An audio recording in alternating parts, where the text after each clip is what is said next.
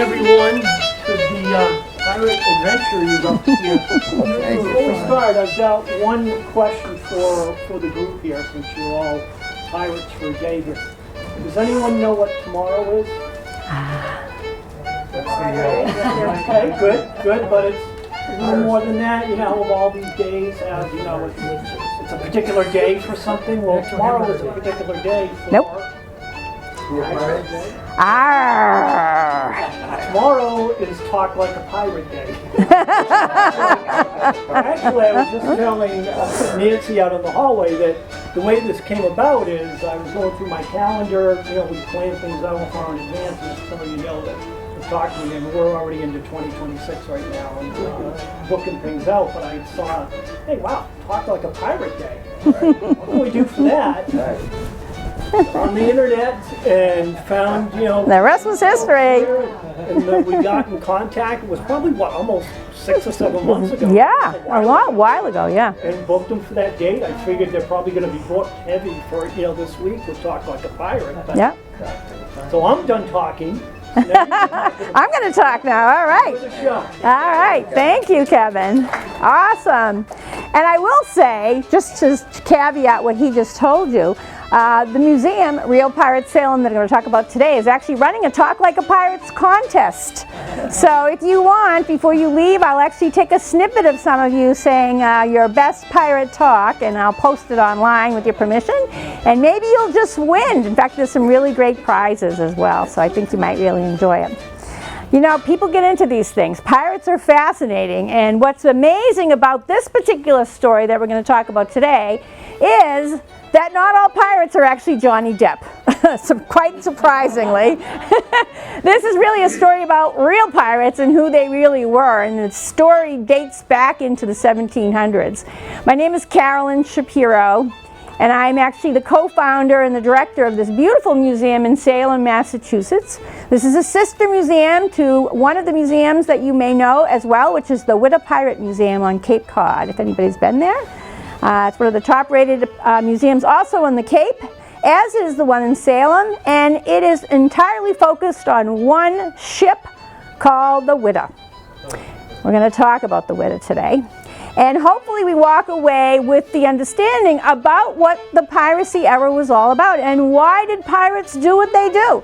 They really aren't all Johnny Depp. They weren't all dressed in the glitz of Hollywood, and you know, it wasn't like that. And in fact, in many cases, pirates were born out of a very impoverished life, and in particular in the triangle trade, which we're going to talk about today. I'll give you a little bit of background about myself first. I know a lot of you asked, so let me tell you a little bit about myself. I grew up in Burlington, and my husband's from Lexington. My entire family is in Massachusetts. I did not spend much of my time in Massachusetts, even though I lived here. I was with the American Express Company for 31 years. I traveled around the world, and I learned a lot about people and a lot about things. And I was so blessed to work with great people. When I left my career, I was tired, as you can imagine. I was not around much, and I was on the road a lot. And I wanted to take a break, so I went down to Cape Cod because I had a house in the Cape. And while I was down there one day, somebody said to me, hey, this guy just opened a museum up the street. Apparently it's a story about a shipwreck. And I said, wow, that's amazing. He's signing books today. In fact, it was this book that he signed. And why don't you go up and see if he'll sign a book for you? And I said, that's a good idea. So I went up, I introduced myself, and it was Barry Clifford, the gentleman here that's on this cover. If anybody knows who he is a native of the Massachusetts area. He is originally from the fishing trade and the salvage trade. He used to repair the hulls on the ferries in Hyannis and Nantucket and Martha's Vineyard, and he had a fishing business. He's an amazing guy, a football player, very athletic. He was the discoverer of this particular shipwreck, and he told me the story when I met him. And I was so enamored by the story, I couldn't get over it. It's in my own backyard, and I know nothing about it. I've lived here my whole life. What the heck? So I offered to volunteer in his business since I had some downtime. I said, let me help you. I've got a business background. I'll do what I can. And he said, by all means, you know, come and talk further with me. I can use all the help I could get above water, which is what he often says. He's a dive guy, right? But an amazing business person too. And I actually had the chance to really learn a lot from him and his son Brandon, who continue to dive on the dive site today even. And I realized how big this project was and how hard they worked their whole lives. So I offered to help, and I worked with them for a few years. And then I found some other people who realized how hard they worked, who wanted to help as well. So we together founded this beautiful museum in Salem, which is actually an exhibit which traveled around the country in Canada for about 10 years with National Geographic, who sponsored the exhibit at that time. And the exhibit was beautiful. It went into the rafters down in the Cape for a period of time, and we decided it was best to take it out and reposition it somewhere so everyone else can learn about this story, not just us.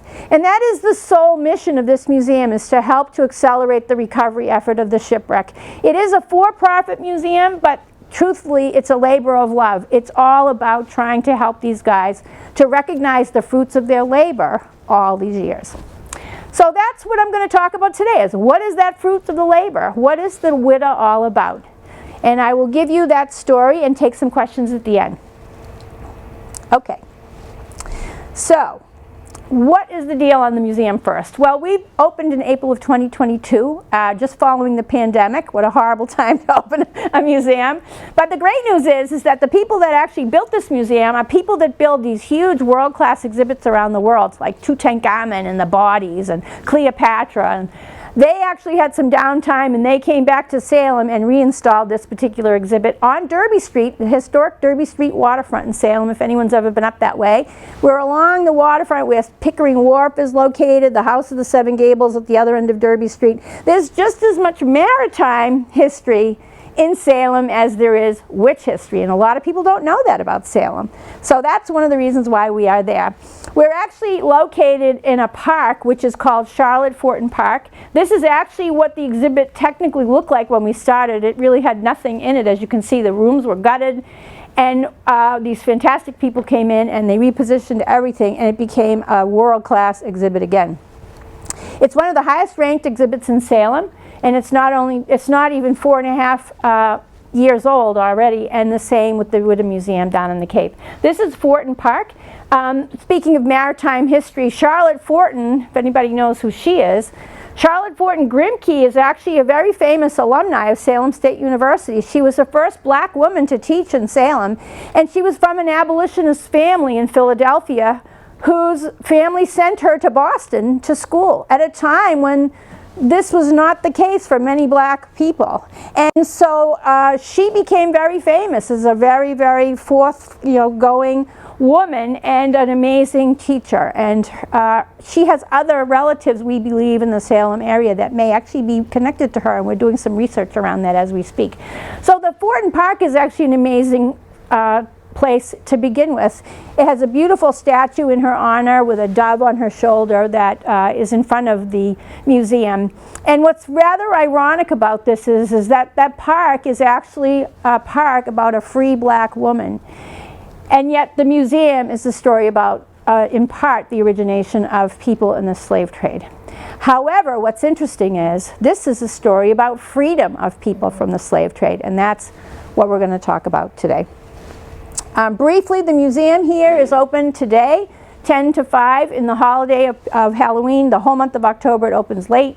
We're open 7 days a week, 12 months out of the year. And as you can see, we have actual artifacts from the shipwreck. These are the real thing that are on display here in this beautiful lighting and gorgeous setting. And you have lots of things that go along with the admission, which makes it a very exciting place. We also have a fully docented tour, which is what a lot of groups like to do. So similar to what I'm going to tell you about today, the docents can actually take you through and actually show you some of these artifacts in more depth, which is really the most successful and popular tour that we have. So maybe when we finish today, we can have Kevin see if there's an interest level in doing a tour up there from Wellesley Council on Aging. We'll see. I can tell you probably 80% of the ones that we visit and do these presentations for do show back up there, and they're so excited to see everything that they heard about. It's really kind of a pleasure to host everybody. Now I'm going to tell you a little bit about this amazing story that I knew nothing about until I got involved in the pirate business, but it is truly amazing. This is the story of one ship called the Whydah. The Whydah was spelled W-H-Y-D-A-H, and it was named after a port in Africa called Whydah, O-U-I-D-A-H, spelled differently but related to the same. And if you were to find the port of Whydah today, it would be on the coast of West Africa in today's modern day country of Benin. Has anybody ever been to Benin? West coast of Africa, the home of the Benin bronzes. But the ship's origination point was in England. The ship was built by the King of England, who decided to get into the triangle trade and make some money. He commissioned his foremost slave trader in the area, a gentleman named Sir Humphrey Maurice, who built this ship as a galley.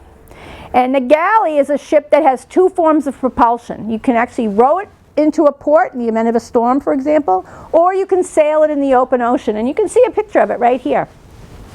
So it was a very desirable ship at that time. And it had one mission. It was leaving England. It was going to Africa, to the port of the same name, where people were herded to the water's edge and destined for a place in the Caribbean that they really knew nothing about. People of all ages, older people, younger people, children, boarded these ships in hordes. Squalid conditions. They were transported thousands of miles after being negotiated by the tribal chiefs and the Europeans to these locations for days. And it was a miserable time. If you look to the right here, you can actually see something pretty fascinating. I knew nothing about these either. Does anybody know what these are? That's what I thought. Those are called manillas, M-A-N-I-L-L-A. A manilla is actually the currency of the slave trade, one of the currencies. 10 of those worn on your arm bought you a human. So you can imagine what life was like back then for people. That's what your value was. That's what the Whydah was set out to do. So it was really not a great time in our history. When was it built, the ship? 1715. Okay. Yeah. And it had a very short tenure, as a matter of fact. And we're going to talk about that tenure as we go.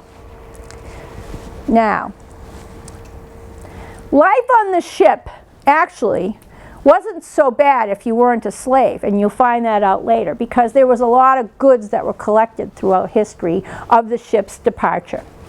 Now the ship, as I mentioned, had one mission. It was going to the Caribbean to manufacture things with things like rum, tobacco, sugar, and those goods in many cases would make their way up to the colonies in the eastern half of the United States. People don't know this, but Salem is actually the first commercial port in the U.S.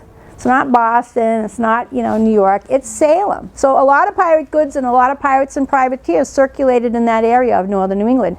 At the time of the golden age of piracy, probably between 150 and 195 people were circulating in that area. So there's a lot of maritime history up in that neighborhood. So one of the reasons why we are situated in Salem is because of this.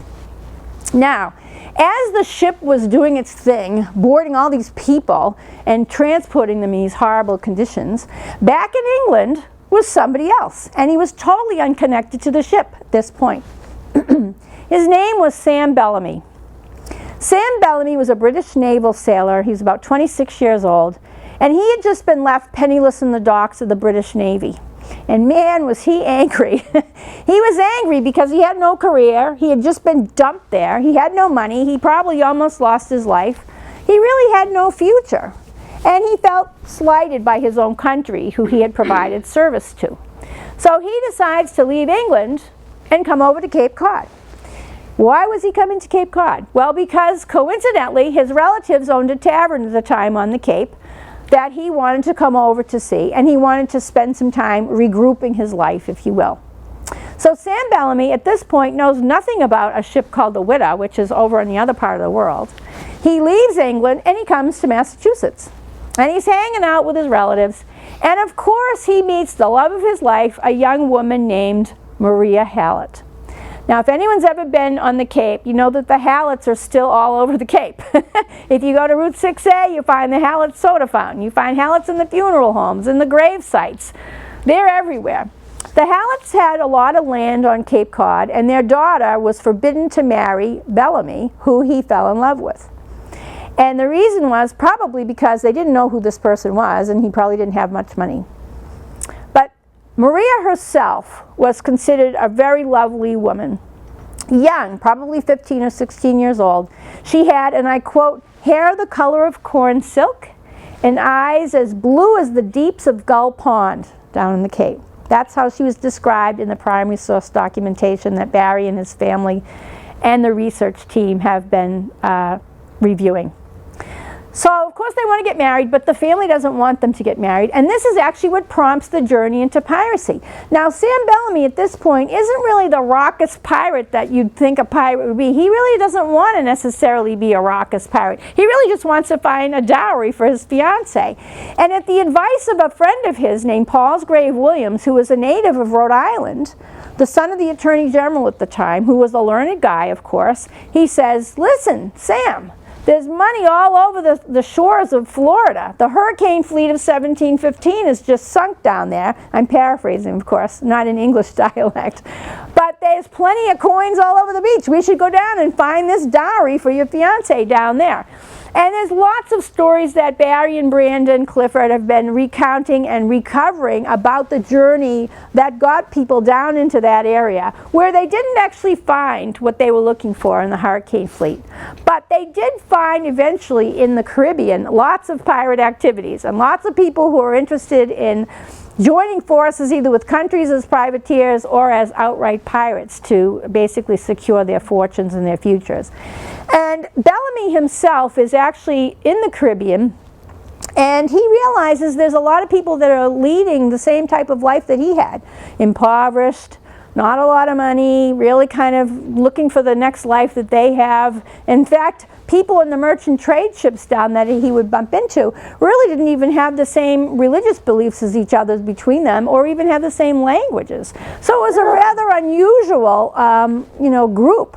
But somehow, through many different circuitous pirate interactions with many people that you probably know as the real pirates of today, like the Benjamin Hornigolds of the world, Jack Rackham, Charles Vane, lots of people, Blackbeard, Edward Thatch, he eventually migrates into a form of his own piracy when he sees the ship in port in Jamaica, the Whydah. He sees this beautiful ship, and he wants to actually procure this ship for the procurement of his funds, as you will. So he gives chase to the ship for 3 days after Captain Lawrence Prince, who actually was commanding the ship at the time. He peacefully negotiates and trades ships between Captain Prince and himself, and off he goes to gather the rest of his fortune. And it's at that point in time that he amasses, at this time, from the other ships in the area, many different people, over 100 people at this time that he's going to join forces with, who come from many different backgrounds, and they're all from different countries. In fact, there's lots of experimentation with religion, all kinds of things going on these ships at that time. And they become the first democratic egalitarian society formed aboard a ship, which is really cool. So these guys are liberated now, and they're people of the most amazing people. John Julian, a 16-year-old Native American, a Mosquito Indian from South America. He's the pilot of the ship. I mean, a 16-year-old piloting this huge ship. Amazing, right? Hendrik Quintor, a Dutch African, a slave. He was an amazing guy. He was part of this deal. And in fact, another person here, which isn't not necessarily truly a pirate, is the little boy over here on the right. His name was John King. John King wasn't actually a pirate. He was a young boy. And he was on a ship called the Bonetta, which was in port with the Whydah in Jamaica at the time. His family was on that ship. And of course he became friendly with the pirates on the Whydah as they were dropping off their last lot of human cargo, which was the last of the slaves. And he decides that he wants to actually become a pirate himself. And he's telling his mom and dad that he wants to do this. Unfortunately, no children are allowed on the pirate ship. He stows away anyway, and unfortunately, Bellamy is obligated to take him to the next port of call, which turned out to be Cape Cod. So he actually perished with the shipwreck, and we know this because down in the Cape we have the stocking, the shoe, and the leg bone of a 9 to 10-year-old boy. So the rule here is don't become a pirate, or don't become a young kid that's a pirate, because remember, pirates were all men. There really were none that were actually women or children. And the women had to disguise themselves if they really came aboard. And there are some very famous, raucous women pirates like Anne Bonny and Mary Read that you may read about in your life in history books, but there were very, very few of them. Now, this is an interesting thing. Maria is the woman who we portray in the middle here. Sam Bellamy is the guy over in the red on the left. This is Hendrik and John Julian as just a few of the characters of the over 100 people that were on this ship that had formed this crew. And together they were taking back the goods by negotiating peacefully on board with other ships to take these goods back, which they believed was being manufactured by the slaves. So Bellamy became known as the Robin Hood of men, never known to hurt or kill anybody. He was able to amass such wealth that he became known today, even today in the year 2025, on the Forbes list of highest earning pirates ever in history. Sam Bellamy is number 1. So nobody knows that, right? Nobody even knew there was a Forbes list of highest earning pirates. I mean, I certainly didn't, but that's the truth. So he was a pretty busy dude, and if he hadn't sunk the ship off the coast of the Cape on his way back up, he would have been fine, but unfortunately he did. Now, in the process of doing all this, what's amazing about this story is you uncover things all the time. I'm probably not doing justice to half of the stories that Barry and Brandon can tell you about, who are really the primary research team with their colleagues looking at the story every day. And even on the days when they're not diving, they're working really hard to keep researching, digging, trying to make a connection between something that they brought up from the bottom of the ocean last month to whose is it, and where did it come from, and what's its value, things of this nature. One of the most valuable things that we ever have recovered is actually this little item here, which doesn't look like much to you, probably. It's actually a ribbon made of silk. And that actually came up from the depths of the Atlantic in one piece for the most part. And it was wrapped very tightly around a beautiful pistol we call the Sun King pistol, because it had the picture of Louis XIV on the bottom of it. And it's gorgeous. It has this beautiful silver emblem. And this ribbon was wrapped around it. Now, the interesting thing about this story is some of the research that we've done in the past indicate that at least one author that's down in the Cape who used to write about piracy and folklore had written about a story where Maria gave to Bellamy, when he left for the Caribbean, a teapot and a ribbon with, and I quote, "ruby, rose, and thistle" on it. That was the quote. I can tell you right now that we have the teapot in Yarmouth, in one of the labs down in the Cape, and it's on display. And we also have this ribbon, and I tell you right here, you can't see it, but if you'd like to look at it later, you can. That is the ruby, rose, and thistle ribbon. Can you imagine 300 years underwater and that ribbon survived, and puts the whole story together about the fact that Maria really did give this to him. And in fact, it did make it through all these years, which is kind of a fascinating thing.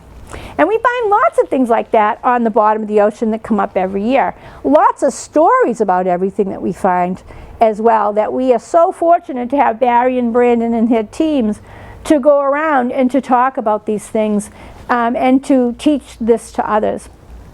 Now, of course, everyone's interested in what were they really after, which was, of course, the money.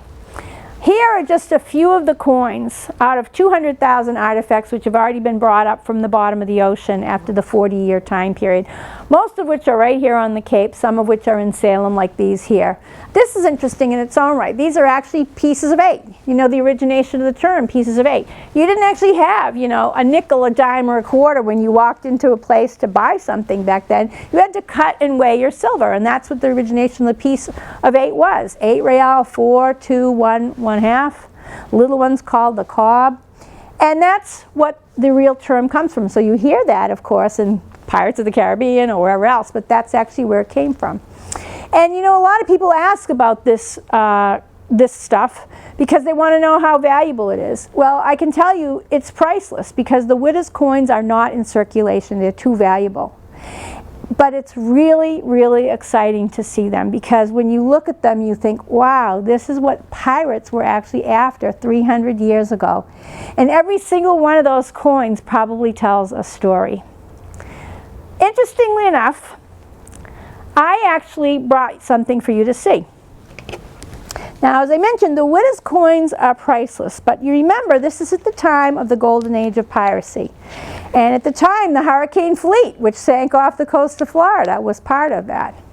Lots of ships of multiple origins coming back, mostly from the wars of the Spanish Succession, and they actually dropped their wares all over the seabed floor. Lucky for us, I brought for you today some of the coins off of one of the largest ships in that fleet that I wanted you to be able to touch because these are a mirror image of the Whydah coins. We can't use the Whydah coins because they cannot come out of where they are for insurance reasons, but we can show you what they were. These are pieces of 8, and I'm going to let you guys touch them. But that's what the pirates were after. No, they're not. They're real. These are off of a ship called the Nuestra Señora de la Relia, the Lady of the Rule, which was one of the larger of the ships of the hurricane fleet. They was discovered off of the Sebastian Inlet in Florida, kind of a little near Jacksonville Beach area. And these are the coins that they were after. But that's what a piece of 8 was. It was 100% silver. In fact, what's interesting is it's mined with copper leaching, and we still get copper leaching out of the Whydah coins from time to time. It's just an amazing thing. 300 years later, these things weep, you know. Same with the artifacts. Sometimes the moisture level is high and they weep because you have to keep them preserved at special temperatures, special humidity conditions, and we do that in the museum. We have specific things that actually measure all of this. I'm going to fleece your pockets before you leave here, by the way, for anyone who takes a coin. What are the symbols that are on there? There's a beautiful symbol of the Spanish cross, also the kingdom of the time. And there's different insignias of different coins. It depends. One of the things that's interesting about these coins, I forgot to mention, is that these are actually what we would call mined from the peasants' mints because they were irregular in shape. They were stamped out of these bars of silver. The royal mints would have the coins that are more like what you see today, the rounded coins. We have a French écu in our exhibit, which is quite old and valuable, but it's very round and perfect from the royal mints in France. And that's what's interesting is as you go through this, you can sort of see a little bit about what life was like and how these coins were manufactured. Now, one of the things that's also interesting, and that's why I say that it's really hard to put any value on this, which we try not to, is because they're all different. And as Barry himself would probably say, until you've pulled up every coin from the bottom of the depths, you really don't know what you have. I think in Yarmouth they found a double minted coin one year. What could that be worth? Even these types of coins, you know, it's like having a penny. If anyone's ever collected coins before, you know we have, you know, wheat pennies, Lincoln Head pennies, D pennies, S pennies.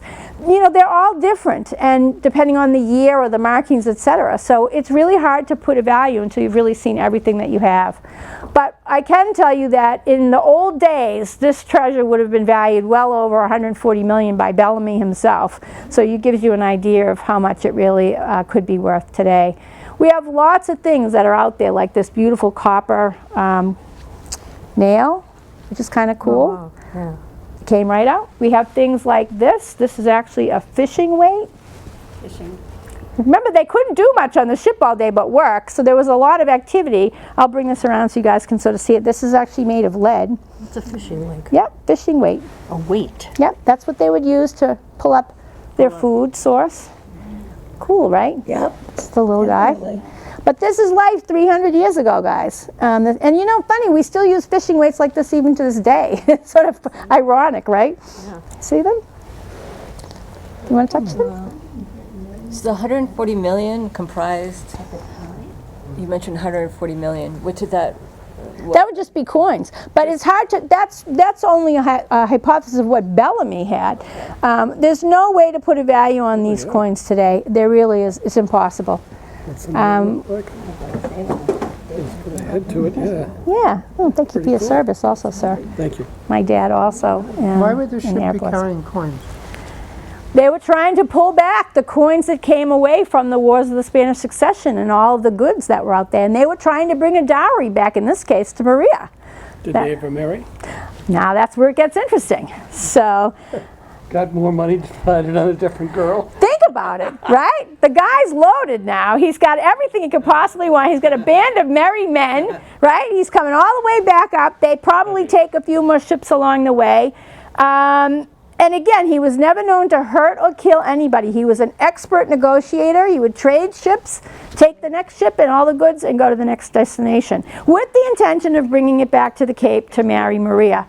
Now, I've heard that there's also some hypothesis of the dive team that they were actually going to potentially go up north to start their own democratic egalitarian society themselves. And we have a theory on this because the Whydah was carrying 18 cannon when it first left England, with an additional 10 that could be mounted on the ship in time of war. So a total of 28 cannon were technically what was supposed to be on this ship at any given time. Did you guys see all this? Yeah. Okay. Unfortunately or fortunately, we actually have seen over 60 cannon on the ship coming up. Yeah, and there's even more down there. There's a cannon pile that we talk about very often.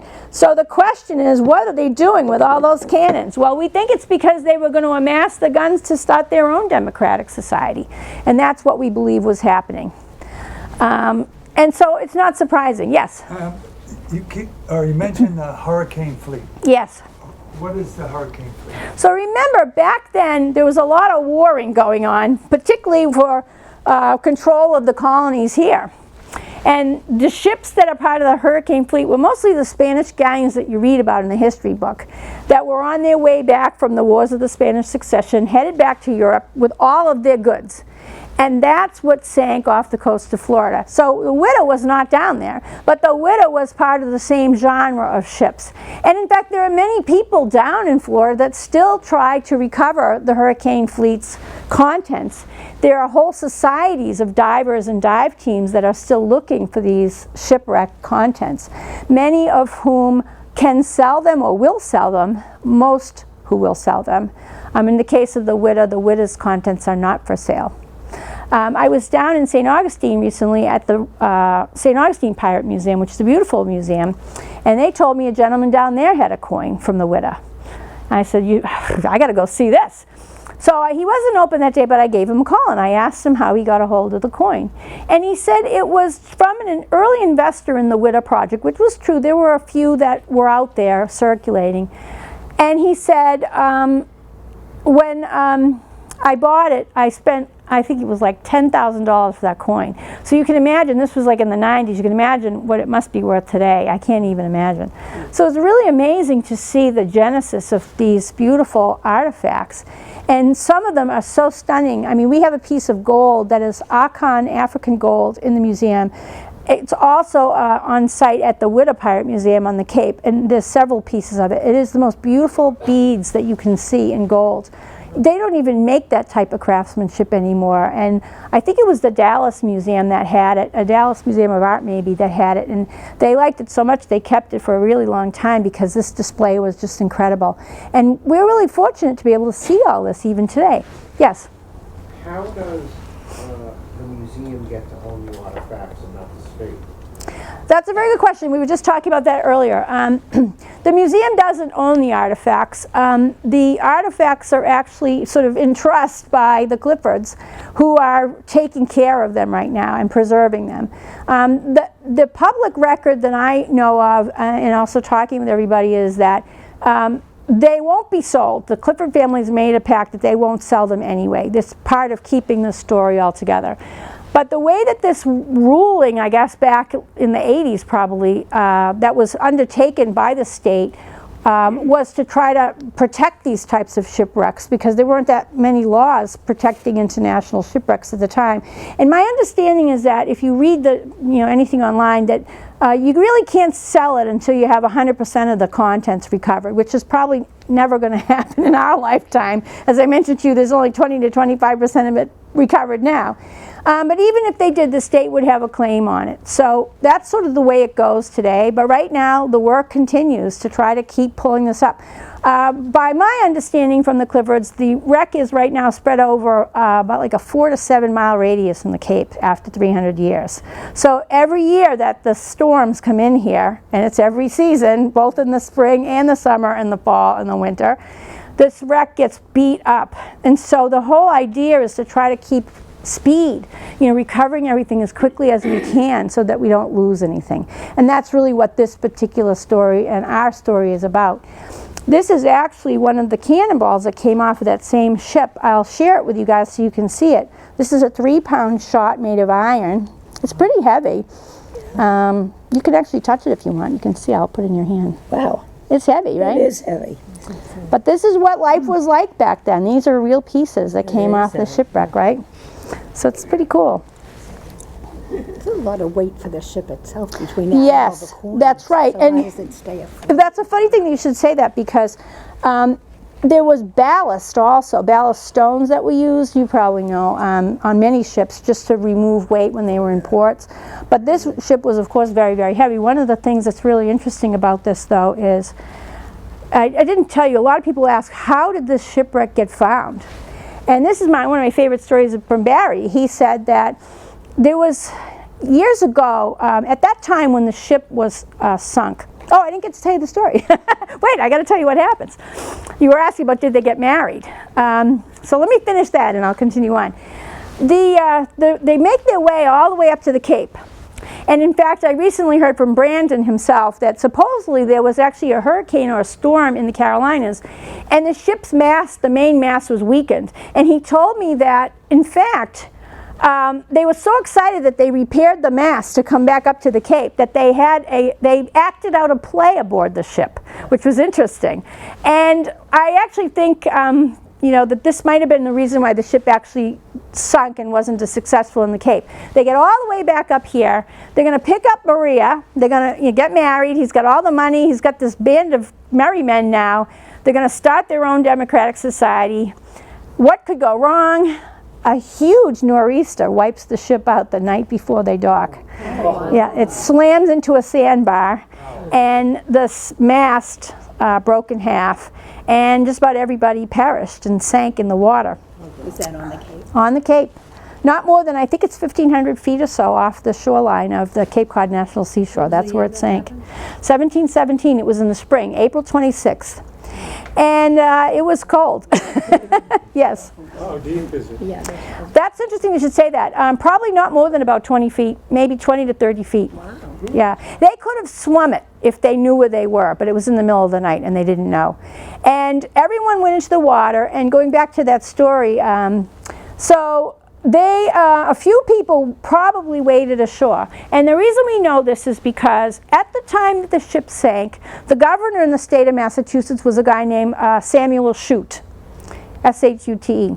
And Samuel Shute finds out about the ship wrecking on the Cape, and he dispatches his foremost cartographer down to the Cape to document everything. I mean, there's coins everywhere, there's dead bodies, I mean, who knows what's down there. The cartographer's name was Cyprian Southhack. So Cyprian is dispatched to the Cape. There's a hypothesis that he took a coach down there. Others think that he sailed around the tip of Provincetown, and actually he was pirated. No truth that I know of to that, just lots of theory and readings that continue about this. He gets to the Cape, and he's talking to all these people down in the Cape, and he sees all these, this terrible situation.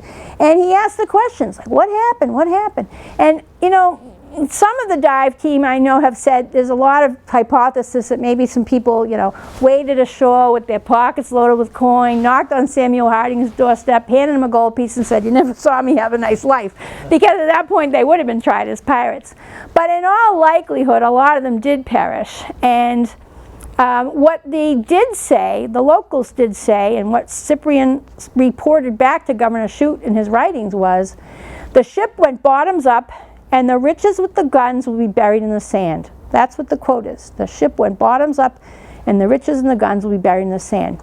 Now, The reason that that's important is because, remember, we talked about the fact that we've already got about 60 cannon up from the bottom of the ocean.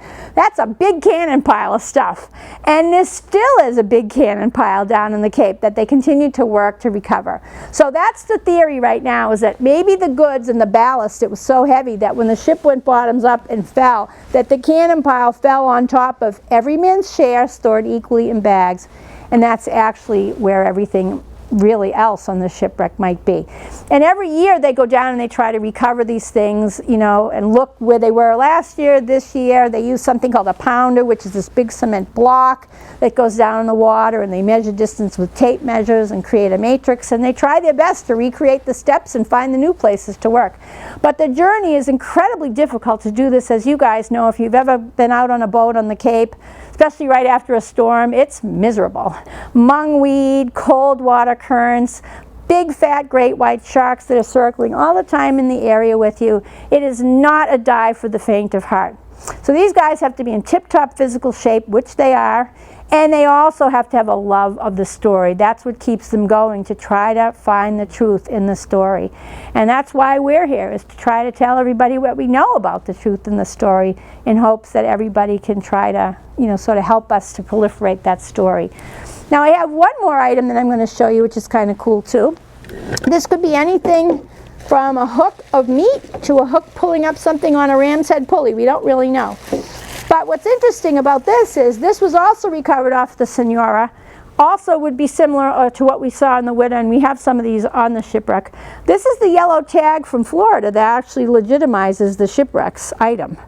And in fact, what I'm told by the archaeologists is a lot of the shipwrecks don't go by the name of the ship, because they don't really like to have a lot of people know what is in the area where they're recovering them. So this one is known as the cabin wreck, this particular ship, but as I mentioned to you, the Spanish name is different. This is one of the pulleys that we recovered, or was recovered by Mo Molinar, who is actually a guy who worked with Mel Fisher, who most of you may know from the Atocha, the gentleman who discovered the Atocha. So these are some of the things that I can share with you guys if you'd like to see them in greater detail. But what's cool about these is they are here for people to see in our museum. And we have lots of great things in the museum. We have a big gift shop. There's things that you can buy that are everything from some of the silver coins. We have a lab, which you can see here. These are actually some of the rigging on the ship called the Deadeye. That's what attaches the sails to the bottom of the ships. This is actually the demo that we have in our museum. Here's what it looks like when it comes up from the bottom of the ocean. And what you have on this is concretion, which is actually what happens when the iron ore and the ferrous minerals in the water interact with each other, and they form this very hard coral-like crust on this stuff. So almost everything that gets brought up by the dive operation has this concretion on it, and that's the work of the archaeologists that will spend the time to take different solvents or picks or whatever needs to be done, electrolysis, to try to remove some of this without damaging any of the artifacts. One of the things that I think is fascinating for you guys when you leave today is you can actually see more about this shipwreck on TV. There were two shows that recently aired a couple of episodes about the Whydah and the dive site. One was on Discovery Channel on the show Expedition Unknown with Josh Gates, if anybody's ever watched that show. It's the longest running show, I think, on the Discovery Channel. They were here and they dove on the dive site with the Cliffords. And that episode you can probably stream video of now to your own television at home. Also on the historychannel.com on the show Beyond Oak Island. That was also a group of divers that came out. Tony Sampson and Rick and Tommy Lagina, they were here 2 years ago and filmed, again, the dive operation. Now these shows are like 90% accurate and 10% kitsch, I think, you know, because of the story that you kind of put on TV. But most all of it is extraordinarily accurate and really interesting to see. So you really get a sense of, like, what do these guys use for a boat when they go out and dive? What does Barry look like? You know, how far down do they go and how difficult is it to dive? So it's pretty fascinating. This is the Deadeye in its final state when it's been fully conserved, as you can see. And there's lots of other pieces that we have on display in both the museums, whether it's these beautiful ropes, tacks, hammers. We have a beautiful grindstone in our museum that actually, you can see the marks of the swords or the knives that people were sharpening. And you think, wow, this goes back over 300 years. Some pirate guy was, carving his knife on this grindstone. Where's the rest of it, And so we really bring this to the kids, and people come to visit because we want them to see it and really link and label what they know about, for example, the slave trade and history to what they see in the museum today. And it draws some amazing stories from people, to be honest with you. What we're most proud of in the museums, both our museums really, the Whydah Museum and our independent museum in Salem, the Real Pirates Museum, is that people come into the museum and leave saying they've had a transformational experience. And they say that because they can understand what the pirates went through as they wandered through. And I'll give you some examples. I had a guy from the Ukraine that came in about 2 months ago. And he cried when he came to the exhibit because he saw what was going on with the pirates, and he connected that to his own brother who was in the Russian Navy. And he couldn't talk to his brother anymore. And he realized what his brother had done to go to his own service to that country, and now how he had become separated from his brother. And he was drawing that parallel to the pirate's journey. And it was quite moving. We had a woman who I think I mentioned came in. She was a teacher from Canada who had taught English in the port of Whydah. And she told us that the kids had to go right up to the water's edge there, and there was actually like a sidewalk that would become filled with water before they could let everybody out of the little boats to let the kids come in and teach. And that's still in operation today. And we've had many other stories like that, like even people who come in from the Cape and they'll have a bracelet that has Whydah coins on it, and they'll say, oh, my great-grandfather told me these are coins from the Whydah. And we're like, throw that in a vault, you have no idea what you have on your arm. But everyone seems to have a piece of the story of the Whydah somewhere in their lives, whether it's something they knew or something they didn't know. And that's really what's most exciting about the whole journey. Yes? What happened to the woman? So Maria, this is the best part of all. I think this audience is baiting the questions. It's awesome. The funny thing is, a lot of people ask about this, and they ask why we're in Salem, and this is one of the reasons why this museum is in Salem. Maria, of course, doesn't know what's happening here. She sees that the ship has sank. She's running down to the beach, and there's some unbelievable artwork that show her like poring over the bodies, trying to find her beloved. I mean, the poor woman was crushed. There is also a hypothesis from the readings of the dive operation that she may have been with Bellamy's child, and she hid him in the barn because back then you didn't do that, right? And the baby didn't survive. He choked on a piece of hay. This is what we've been told. And so he didn't survive, and she was branded a murderess because she was the only living relative left behind. And so she was put in the jail down in Truro in the old jailhouse here in the Cape. If you go down there, the National Park Service will actually tell you this story. In fact, the anniversary of the Whydah was not too long ago, and the 300th anniversary, and the Park Service did an interesting video. You can actually Google it online, and it tells you the story about what the people on the Cape know about this story. Now, by all accounts, this was a really lovely young lady, and people really felt bad for her. And some will say she kind of went mad over this whole thing. She lost her fiance, she lost the baby, she's imprisoned. And there's rumors, if you will, in the writings that say she would go out and wander the dunes at night looking for her fiance. And the other rumor to that is that maybe the jailer let her out at night because he felt really bad for her. Other readings tell us that potentially maybe the Hallets paid the jailer off and let her go out and walk around. We don't really know any of this, nailed down with any true fact at this point. But what we do know is that people would go and see her and they'd say, oh, don't go near her, she's a witch. The Witch of Wellfleet. She's walking around in the dunes by herself. So she's forever been known as the Witch of Wellfleet.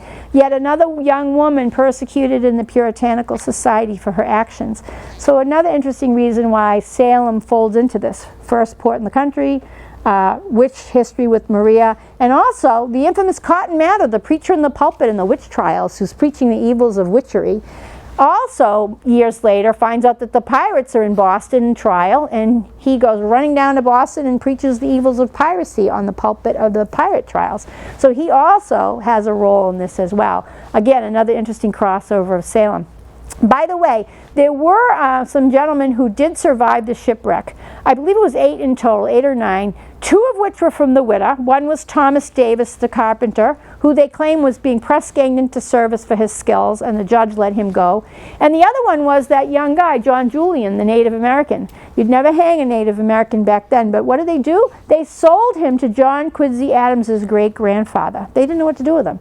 So he lived the rest of his natural life not so well, and in fact, there's readings that say that potentially a slave recoverer came to Boston and thought he was a slave that had been escaped and chased after him, and John Julian, for fear of going back to what he was in, encountered the guy in the streets of Boston and actually, I think, stabbed him.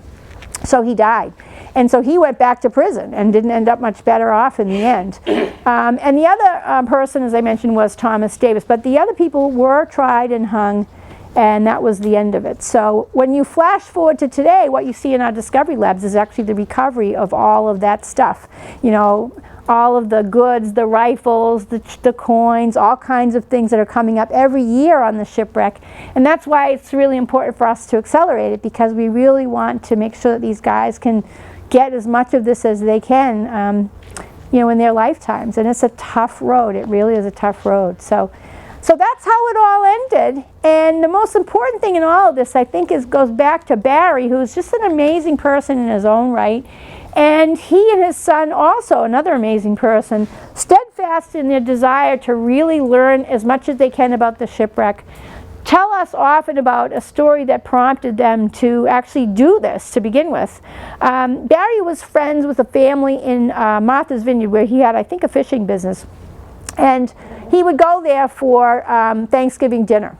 And one day he was at Thanksgiving dinner with this family, the Styron family, and they actually invited another famous guest to that dinner. And he was brooding in the corner one day in the living area, and this gentleman approached him and said, "What are you brooding for, Barry?" And he explained, "Well, my Uncle Bill used to tell me about this shipwreck, and I don't know how to find it. I really want to. I mean, I'm a diver. I'd like to go after it. But I will tell you, they used to call Uncle Bill, and this is in Barry's words, Uncle Bull." So they never really knew if Uncle Bull was telling the truth or not. But he was destined. He was really determined to find it. And so he said that to this guy. And this guy said, "You know what, Barry? You ought to go after it. You should follow your dream. This is a really big deal. You should do it." And with that said, he also picked up the phone and called somebody else and said, "Pack your bags. You're going to come back to the Cape and dive on this shipwreck. It's an amazing thing, this guy, Barry Clifford, blah, blah, blah." The person who encouraged him to follow his dream was none other than the infamous Walter Cronkite. He was the guest at dinner that day. And and the person that he called back to come and dive on the shipwreck was none other than John Kennedy. And John Kennedy dove on the shipwreck in the first few years. In fact, he actually taught Brandon Clifford how to drive, I found out years later. So a really amazing sort of thing. Now that's as famous as this thing got. After that, it's been a slog ever since, believe me. A lot of work and hardship and mungweed, cold water currents, and sharks. But man, these guys are steadfast in their desire to see this to the end. And there's actually a lot of work being done now in Madagascar, where they believe they found some ships that are also famous pirate origin. You're going to see a lot of this in the Boston Globe and other press coming up in the months ahead. So once a pirate researcher, always a pirate researcher, I guess. And this goes back to years ago when they were in Madagascar and had uncovered some really cool things. So with that said, yes, how about a couple more questions? Well, the biggest slave owner in North Carolina was John Bellamy. Is there any connection with the Bellamys? We do not think so. We know the name, and there are actually many Bellamys around. We've actually, this is very interesting, we actually have a bone down in the Cape that we thought was Bellamy's bone. It's in one of the larger concretions. If you've been down to the Cape's museum, there's a very large concretion that's in the lab, and they took a piece of that out, and they brought it to England, and they swabbed the DNA on the cheek of Bellamy's relatives, thinking it might be him, because it was so close to that ribbon and the pistol. But it turned out to be somebody of the Eastern Mediterranean descent. It was not Bellamy, so the hunt is still on what happened to him. But we do see Bellamy's around all the time. Yes?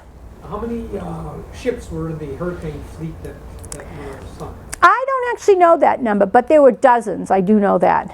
It was a very rich fleet. And there's actually a Hurricane Fleet Society, I believe, of men and women that go out and try to recover this. This ship just happened to be in the era of the Hurricane Fleet at the time of the Golden Age, but its real journey was, of course, into the slave trade. So it really was this peripheral journey of trades and goods at a time when people were looking to acquire wealth in these unusual ways. Even pirates and privateers, same thing. You know, they'd flip the fence one year, and you know, when it was legal to become a pirate, if you will, they'd do it. If they could become illegal, they would have to work as privateers and vice versa. So it was definitely a tough time and lots of activity. Yeah. What's to prevent a salvage operation from, you know, motoring out to within X number of, any certain distance and just start exploring and scooping up stuff, sucking up those underwater vacuums and selling it? Yeah, it's a good question. That are Well, there's one major obstacle, and that is you're supposed to permit this. You have to get a permit. I believe it's from the Army Corps of Engineers every year, and you have to prove that you're diving on it as well. So it's a very intense process. That permit has been maintained by the Cliffords this entire time. Now, having said that, there's two other deterrents. One is, first of all, it's deadly to even go out there. But second of all, it's spread out so far, it's really hard to find anything because it's all under 10 to 30 feet of sand. You really need specialized equipment. That's how they find. That's why nobody could find it all along. All of these years of currents and tides and windstorms just beat this thing up. So very hard to find. And then the second thing is that, you know, the dive site's pretty well known by the local Coast Guard and police, etc. So, you know, they know what's happening down there. They see something doesn't look right, they would probably alert somebody. So it's kind of the triangulation of those three things. But the legal basis of it is the permit, no doubt. Yeah. Is there anything? Oh, I'll give you right next point. Let's see. I just quickly looked Yeah. up the 1715 fleet. Yep. There were 11 Spanish ships sunk, 2,500 people There you go. killed, 11. and the only surviving ship was a French ship. There you go. There you go. There's your number right there. Thank you. Let me just Is there anything left of the ship itself, or is it merely the stuff that used to be in it? It's a good question. It's mostly in pieces at this point. There's a part of the ship that they've been looking to get. I want to say it's the transom, but I'm not sure. It might be the bow. That's been sunk that they keep thinking they're close to, and they're hoping that they're going to find it. If they didn't find it already yet this year, I haven't heard, but I know they're in that area. And in fact, because of that story about the riches and the guns, that's how they knew, because it's all buried so far down, so there's big chunks.